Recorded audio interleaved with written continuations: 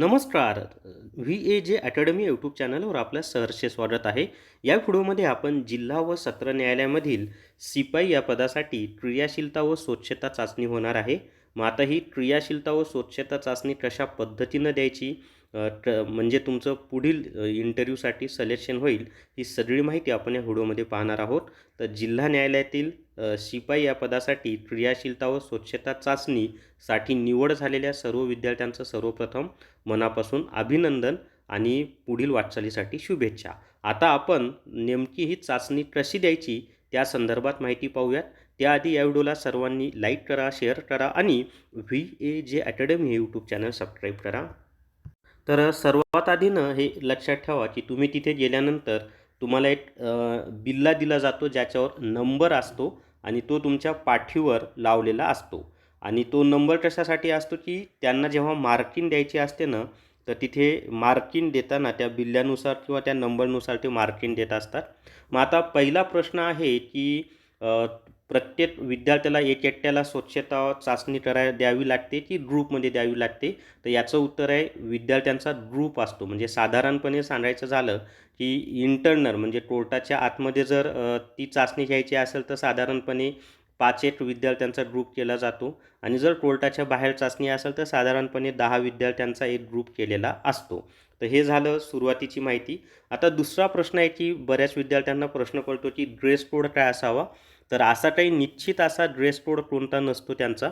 फक्त एवढं लक्षात ठेवा की जे काही कपडे तुम्ही घालून जाल ते नीटनेटके असावेत, नवीन नसावेत. हे कायम लक्षात ठेवा. नाहीतर काही जण काय करतात की नवीन आणि कोरे कपडे घालून जातात. असं अजिबात करायचं नाही. नीटनेटके, स्वच्छ आणि जुने वापरलेले कपडे असावेत. फॅन्सी कपडे अजिबात घालायचे नाही. जीन्स, टी शर्ट चुकूनही घालायचे नाही. फॉर्मल पॅन्ट आणि फॉर्मल शर्ट असलं पाहिजे. साधारणपणे ब्लॅक कलरची पॅन्ट किंवा व्हाईट कलरचं शर्ट असू द्या, किंवा व्हाईट पॅन्ट आणि व्हाईट शर्ट असू द्या. फक्त चप्पल त्याच्यावर व्हाईट घालू नका. चप्पल शक्यतो ब्लॅक घाला. स्लीपर वगैरे अजिबात घालायचे नाही. सँडल किंवा शूज वापरा. शूज शक्यतो ब्लॅक कलरचा घाला. हे झालं मुलांसाठी. आता मुलींनी काय घालायचं आहे? तर पंजाबी ड्रेस, तोही फॅन्सी नाही, फॉर्मल पंजाबी ड्रेस. शक्यतो पांढऱ्या रंगाचा किंवा लाईट कलरचा कोणताही पंजाबी ड्रेस घाला. तो नसेल तर मग व्हाईट कलरची किंवा लाईट कलरची कोणती साडी घातली तरी चालेल. आणि मुलांना सांगतो व्हाईट शर्ट आणि पॅन्ट, ब्लॅक पॅन्ट नसेल तर कुठलाही कलरचा वापरा, फक्त लाईट कलरचे कपडे घाला. आता हे झालं ड्रेस कोडच्या संदर्भात. आता कामं कोणकोणती आपल्याला करावी लागतात आणि तिथे आपण कशा पद्धतीनं कामं करायची आहेत ती माहिती पाहूयात. तर साधारणपणे कामं करायचं झालं तर आपल्याला बेंच उचलायला लावतात किंवा बेंच साफ करायला लावतात. दुसरं झाडू मारायला लावतात. त्याच्यानंतर खुर्ची, डेस्क, संगणक हे साफ करायला लावतात. त्याच्यानंतर जर बाहेर चाचणी घेतली, झाडांचा पालापाचोळा पडलेला असेल तर तो तुम्हाला झाडू मारायला लावतात. किंवा पिण्याचं पाणी आणायला सांगतात किंवा पाणी भरायला सांगतात. साधारणपणे ही कामं आपल्याला करायची असतात. मग आता ही कामं करत असताना सर्वांनी एवढं लक्षात ठेवा की तिथं अजिबात लाजायचं नाही की माझं एवढं शिक्षण झालेलं आहे आणि मी हे काम कसं करू. आपण तिथं शिपाई होण्यासाठी गेलेलो आहोत.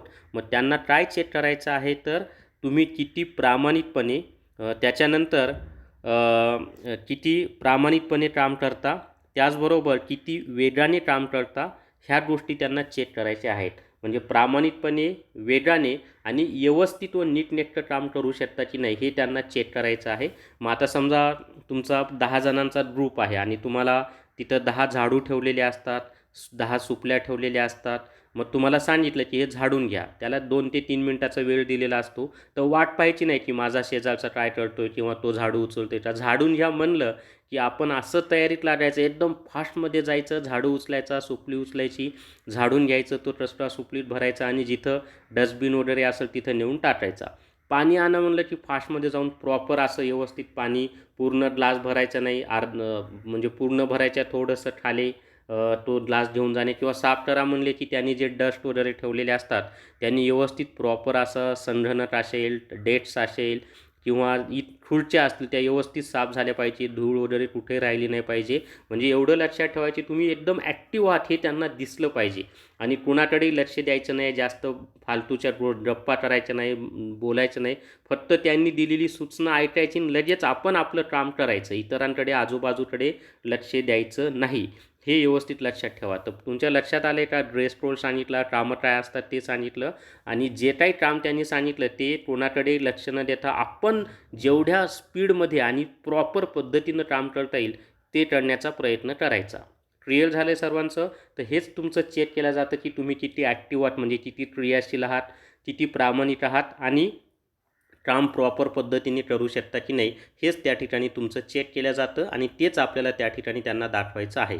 महिलांनी काम करताना साडी घातलेली असेल तर साडीचा पदर खोचून, म्हणजे घरात जसं काम करतो ना तसं साडीचा पदर वगैरे खोचून जर कामाला लागला तर अजून जास्त इफेक्ट होतो.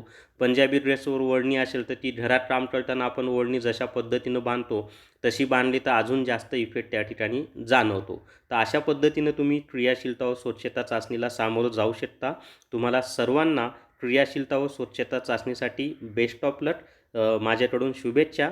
थांबूयात आता. धन्यवाद.